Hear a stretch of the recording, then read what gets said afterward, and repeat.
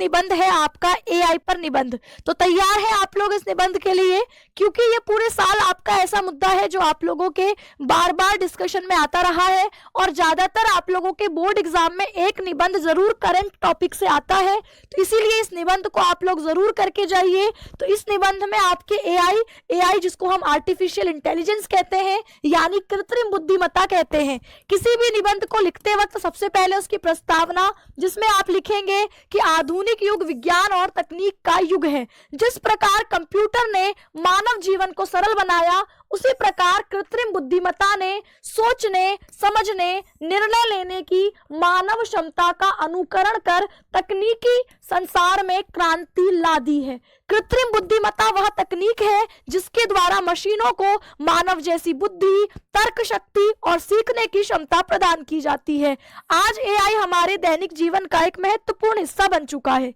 प्रस्तावना में आप 4 से 5 लाइनें है ना जरूर लिखें। मतलब 4 से 5 लाइनें मतलब ये इतना मतलब आपके दिखना चाहिए कि हाँ ये प्रस्तावना भाग है। फिर कृत्रिम बुद्धिमत्ता के अर्थ में फिर वही आप रिपीट करते हैं कि कृत्रिम बुद्धिमत्ता का तात्पर्य है कि जो मशीनें हैं वो मानव की तरह सोचने, सीखने, निर्णय लेने, समस्याओं के समाधान करने में सक्षम होती है। इसका विकास कैसे हुआ, इसके लिए 3 कीवर्ड्स याद रखिए, कंप्यूटर विज्ञान, गणित और मनोविज्ञान के संयुक्त प्रयासों से हुआ, इनके मिले जुले प्रयासों से हुआ। इतना भी लिख देंगे तो यहाँ पर काफी है। फिर कृत्रिम बुद्धिमत्ता के क्षेत्र, शिक्षा के क्षेत्र में आप बताइए, इसको आप विस्तार अपने हिसाब से दे सकते हैं कि ऑनलाइन लर्निंग है ना, कि आज हम कुछ भी जो डाउट है हमारा विद्यार्थियों की जो भी समस्याएं हैं, अगर हम किसी एआई मॉडल से पूछते हैं तो वहां तुरंत ही हमें कुछ सेकंड्स में उसका जवाब मिल जाता है। तो यहाँ पर लर्निंग थोड़ी सी आसान हो गई है। ठीक है, अगर हमें किसी विषय पर कुछ टेस्ट अपना मूल्यांकन करवाना है तो ये भी एआई की मदद से हो सकता है। चिकित्सा के क्षेत्र में बहुत सारे रोगों के मतलब आपकी जो जानकारी है वो एआई में फीड की गई है। तो हम किसी भी बीमारी के लक्षण उस पर डालते हैं तो बताता है कि भाई इसके पीछे ये कारण है, ये संभावना हो सकती है, इसके लिए ये उपाय अपनाया जा सकता है।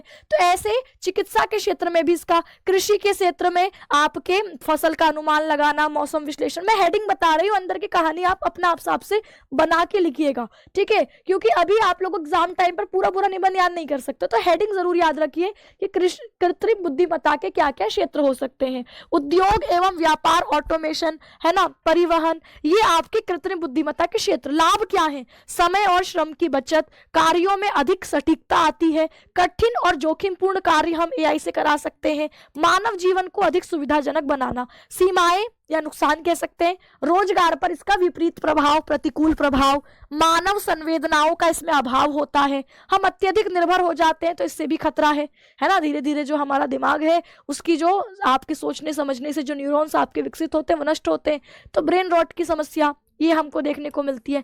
नैतिक और सुरक्षा संबंधी समस्याएं, निष्कर्षतः कहा जा सकता है कि कृत्रिम बुद्धिमत्ता आधुनिक मानव सभ्यता की एक महान उपलब्धि है। यह जीवन को सरल, तेज, प्रभावी बनाती है, किंतु इसका विवेकपूर्ण संतुलित उपयोग अत्यंत आवश्यक है। यदि एआई का प्रयोग मानव कल्याण को ध्यान में रखकर किया जाए तो यह भविष्य में समाज और राष्ट्र के विकास में महत्वपूर्ण भूमिका निभा सकती है।